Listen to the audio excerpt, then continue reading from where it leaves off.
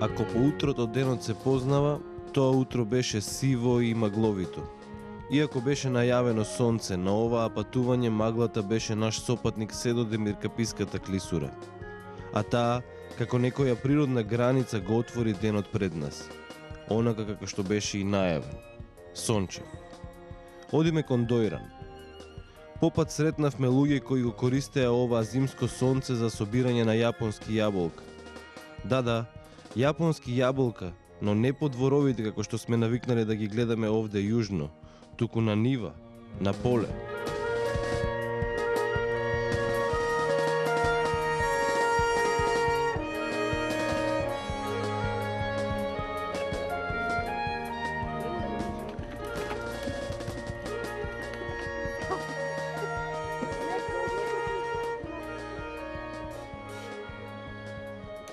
Доктор Бранислав Кнежевич, лекар по професија, веќе подолг период дел од своето време покрај на пациентите го посветува и на јапонското јаболко. Барав некое овошје кое би го засадил овде, кое би било релативно лесно за одгледување, а кое би имало некоја перспектива. Јапонското е баш идеално за такво нешто, затоа што е по дефолт е еколошка. Не захтева пестициди, не захтева некоја посебно одгледување, малку ѓубре, малку вода и тоа е све. И бербата. Ништо специјално не захтева. Овде јапонските јаболки се донесени прв пат на поделјачето на Валандово 48 година, као некој опитен обид. И од тогаш е бавно ширена во почетокот, за да последните 15 до 20 години нешто повеќе се шири, а последните 10 години па уште и надвор од територијата на општина Валандово. Гевгелиско има, Дојранско има насади, така да станува интересно.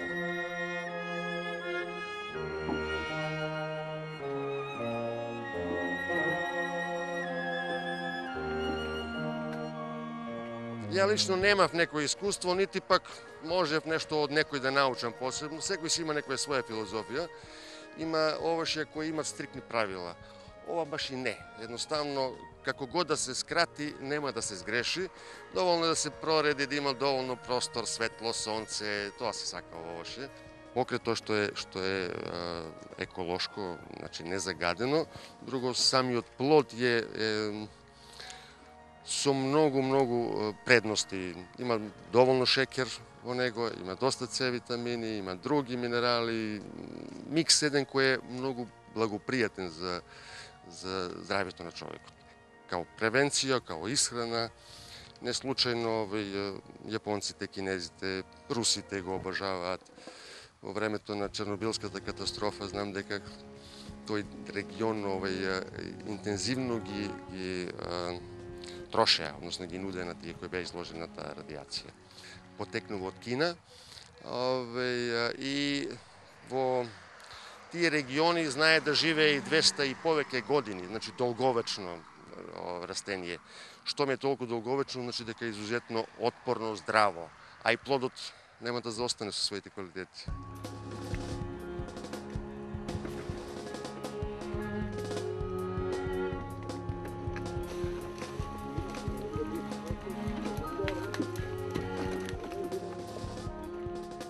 На пат кон Дојран сакавме да дознаеме нешто повеќе и за калинката, онаа валандовската, токму од оние кои ги нудат на случајните намерници на патот кон Дојран. За жал, некој чуден страв се собрал во овие луѓе кои се обидуваат да извадат некој денар.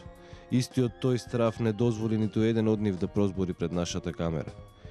Иако прекрасните калинки зборуваа сами за себе, а и многу повеќе од колку ги вкусите, сепак ќе ви останеме должни за оваа приказна.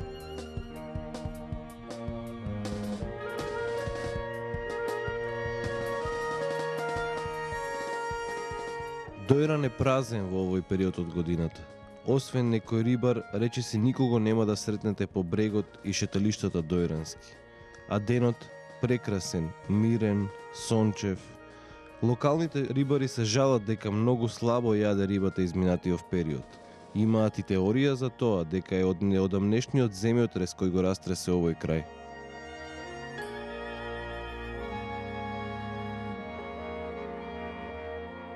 Кога веќе ги спомнавме рибарите, тие се неизбежни во било која дојранска приказна.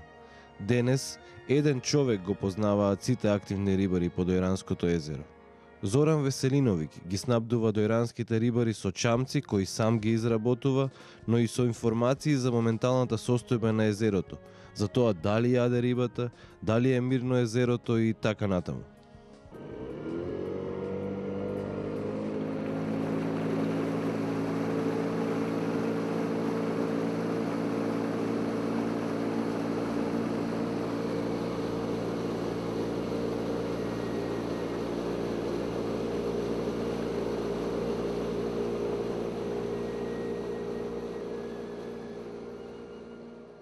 Сите рекреативни рибари ме познаваат, доаѓаат кај мене, взимаат чамци, се рекреираат во Доренско езеро. Сега ловот на рибата е релативна ствар. Дали ќе патат, нема да патат, зависи од мајсторијата. Во Дојран рекреацијата е од 6 до 9 месеци рекреацијата. Само периодот кој е многу ладно, нема рекреација на рекреативен риболов, а иначе посетеноста е доста заслапена. Луѓето доста го сакаат Доренско езеро да се рекреираат. Некои доаѓаат и да патат риби, некои доаѓаат чисто онака да се рекреираат. Моје производство се чамците за рибарите. Што поише чамци ќе има во Дојран, не само ја, него имат и други кои издаваат чамци, тогаш поише гости ќе дојдат. Со ограничување на бројот на чамците, се ограничува и бројот на рекреативните рибари. Пошто ако нема чамец, нема да доаѓа да се рекреира.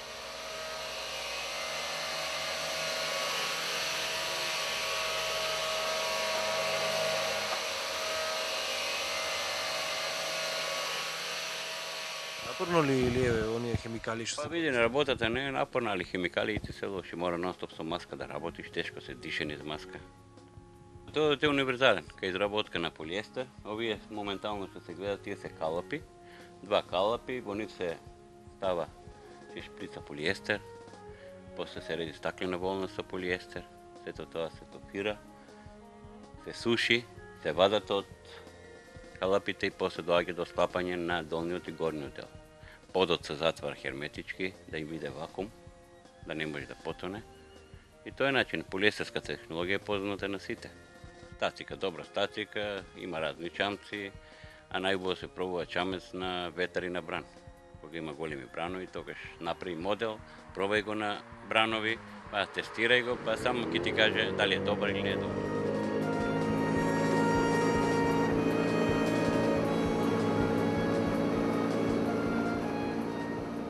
Јас сум љубител на вода, на брзини на вода, на, да кажеме, рекреација на вода, се што спаѓа во вода. Скиење на вода, влечење со санки на вода. Информациите ги давам по телефон, да кажеме, се јавуваат какво е времето, во што е времето, дали може да се рекреира и така. Може би еве токму во момент. Може се си може. Оред. Кажи, Буцо. Ништо, ја се рекреирам на езеро.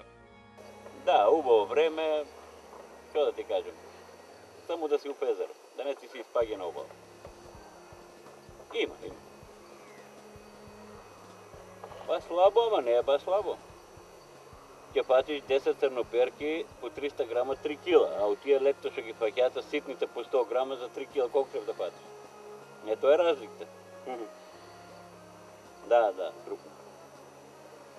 Во длабоко, се уште длабоко.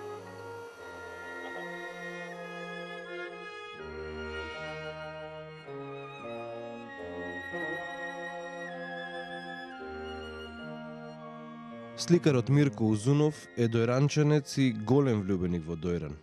Езерското синило и рибарите се негова голема инспирација и чест мотив во неговите платна. Тој ја познава историјата на Дојран и случајно или не, неколкуте монументални градби останати од минатото се токму околу неговата куќа. Дојран е прекрасно место, има понредни мотиви, посебно изгревот на сонцето. Тоа се забележува и во моите платна. Имам насликано доста изгреј сонца од Дојран. Вечна инспирација ми е езерото, начинот на риболов, кој за жал веќе не постои, риболов со помош на птиците од мандрите, околината Дојранска, која изобилува со бујна вегетација, медитеранска клима, така да јас сум тука, сликам вдахновеност, дава Дојранското езеро, Дојранскиот амбиент, така да една голема инспирација представува за сите кои се уметнички настроени. Првите жители се пеонците. Тие се лоцирани на северниот и северозападниот дел на брегот на Дојранското езеро, односно на подножието на планината Беласица. Тука имало ресурси, риболов, се храниле со риба, имало шуми, ловот бил присутен, така да тие сојеници, кај што биле лоцирани кај Николич и кај Топлец, кај што е сега спортскиот центар Истатов, екзистирале се до појавувањето на урбаната населба Тауријан, некаде од 4. век пред новата ера, во времето на Филип II и Александар III Македонски. Таа населба, Тауријан, екзистира и била крстопат меѓу запад и меѓу исток. Од Тауријан се сели, жители се селат 4,5 км јужно од постоечкиот град. Тука се населуваат кај реката Деребаш, имат питка вода, се градат, населбата се гради под името Полин, бидејќи после Тауријан преселбата тука личело на градче од грчкиот град Полис, што значи Полин. Како град екзистира се до навлегувањето на турците освојувачи на овој предел, односно после Маричката битка 1371 година, кога Евреносбек со својата војска навлегува во овие простори на превојот меѓу Беласица и Круша планина. Кога дошол тука, нашите челници му рекле дека минал низ замрзнато езеро, можел да се потопи. Тој рекол, јас се чудев какво поле без ниедно дрво, коните се лизгат, ама веќе тргнал и кога стигнал тука е чул веста, во знак на благодарност што Аллах го спасил, наредил 3 дена гозба. По турски се вика Дојурмак гозба. Кога бегот ги прашал, Евреносбек ги прашал, дали се најадени, напиени, дали се нагостени, тие рекле сме пресити, пренајадени, пренапиени. Тој збор на презаситеност по турски се вика Дојран. Се смета дека од Дојран го добива името, Полин го мени името во Дојран.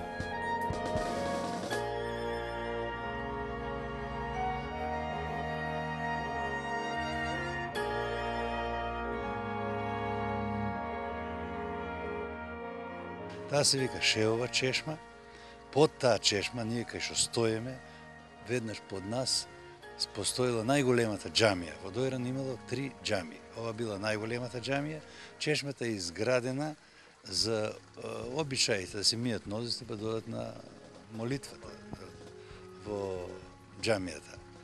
Зад чешмата, позади нас, на едно 50 метра, се наоѓа турското училиште. Тоа било ниже турско училиште, имало и некои конаци од северната страна, а позади него се наоѓа легендарната Саат Кула, која исто така симптоматично е дали 14 век градена или 17 век градена. Имало Саат кој го покажувало времето и на муслиманските и на нашите жители. После Саат Кулата на едно 200 метра северно од неа се наоѓа Амамот. И тој датира некаде од тој период, не е порано према некои податци, него некаде 17 век, кога веќе и турската популација се зголемува во самиот Дојран.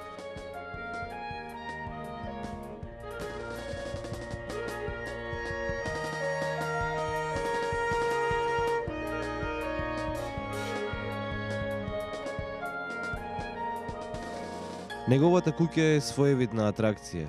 Ја нарекуваат и куќа на кивито. Речиси целата куќа е обрасната со киви. Имам доста труд вложено. Кивите бараат посебно одгледување, посебен третман. Освен климата што е подобна, треба и некои други работи си имат во предвид. Така да атрактивна е, под сенките на кивите, секој пат е пријатно. Малкумина стари рибари има останато во Дојран. Рибари кои се познати по ловењето на специфичен начин.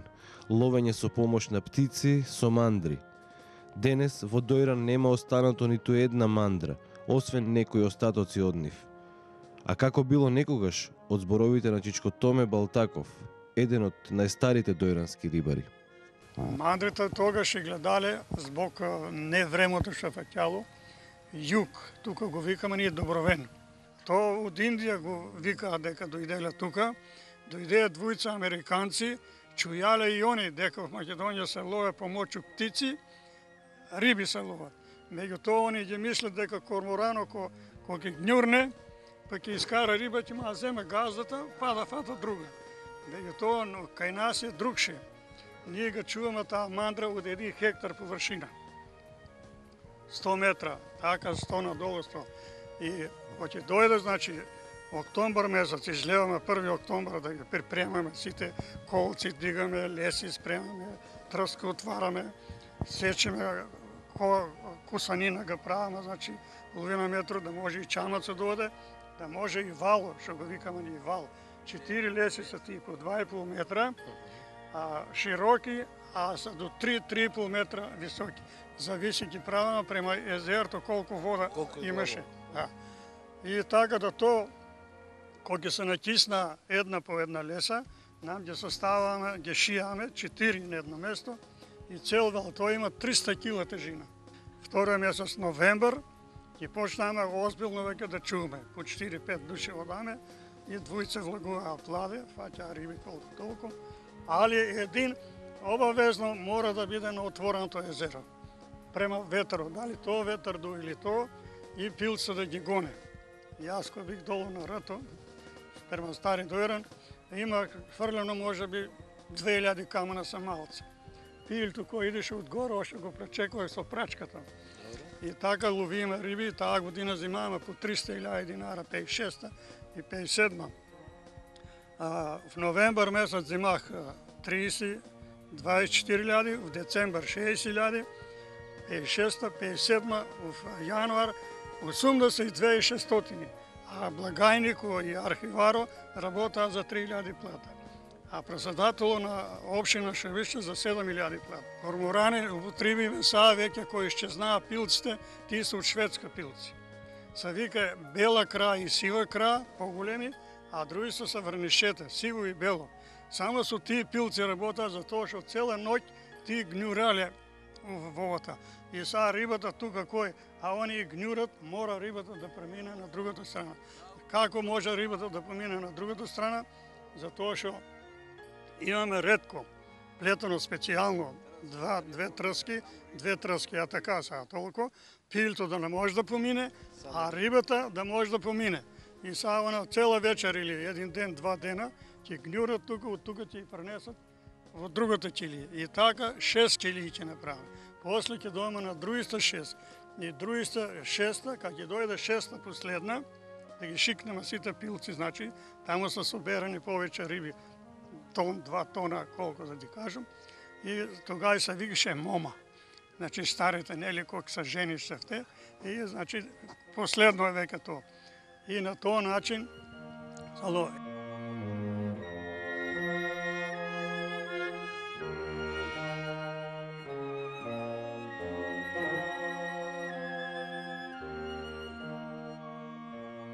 Фуктак е препознатлив белек на Дојран. Таа е кафеана која се пренесува од колено на колено. Иако разговорот за приказната на Фуктак го планиравме со постариот собственик, сепак во духот на пренесувањето на традицијата на Фуктак, разговорот го направивме со наследниците. Приказната за настанокот на името е многу интересна.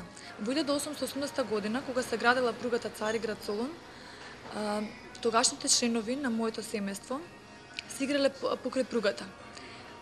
Името Фуктак всушност представува ономатопеја на звукот на локомотивата.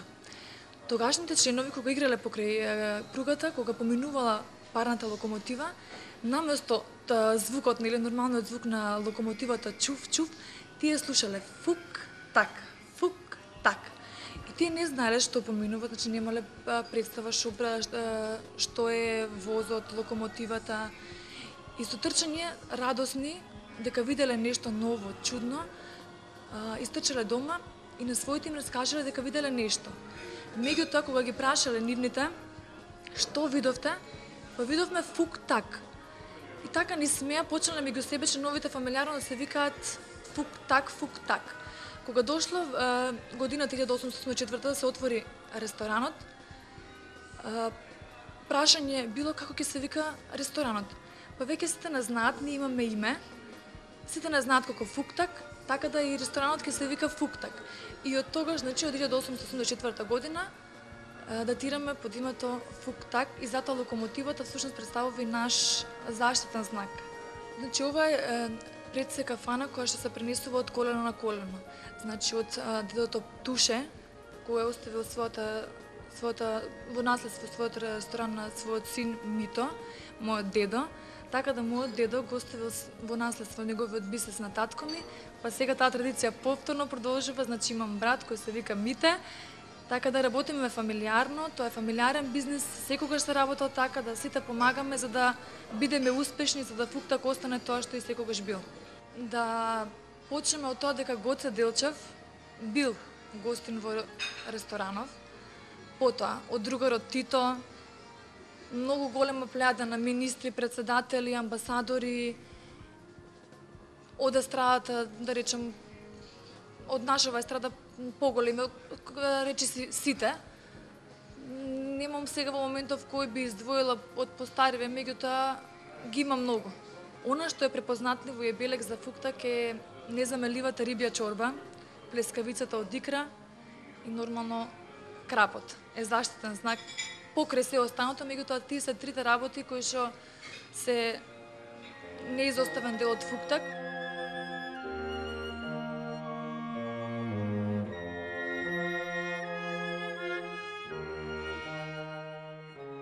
Го оставивме Дојран и убавото време зад нас. Заминавме на некое друго место, кај некои други луѓе.